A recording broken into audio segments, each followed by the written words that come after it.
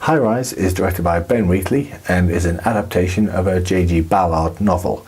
It stars Tom Hiddleston as Dr. Robert Lang, who moves into a high-rise block of flats which has a very set social structure. The higher the floor you live on, the higher your social class, the higher your social standing. As time goes by, this very mini society begins to break down and unravel. Now, I should say at the start that I am very much a Ben Wheatley fan. He is definitely not for everyone, definitely not. But I really like his films because I am never bored in a Ben Wheatley film. Bemused, often, but never bored. His films often have a very dark underbelly to them, which I enjoy, and which High Rise is definitely a good example.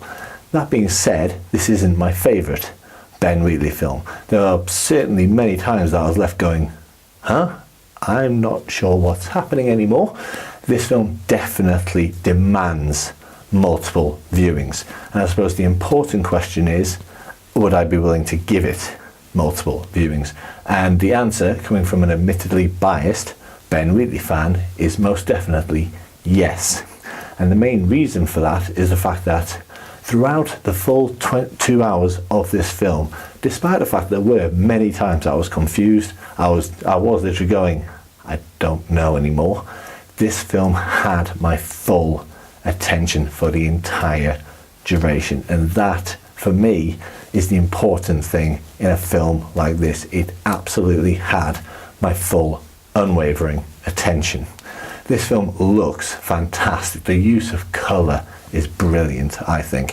From the vibrant sun in the sky to the paint on Lang's face, an image I absolutely love and that is burned into my brain. Lang staring off into the distance with the pale blue grey paint on his face, I think is fantastic. That being said, with Lang, Tom Hiddleston is great in this film.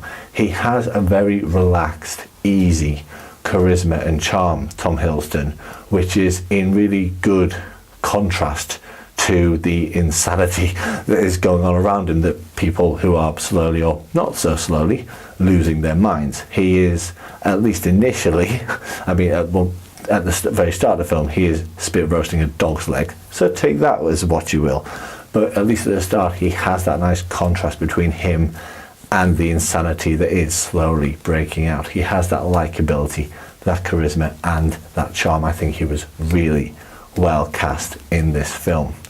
This isn't my favourite Ben Wheatley film. However, I do think that this film will really mature with those multiple viewings that it demands.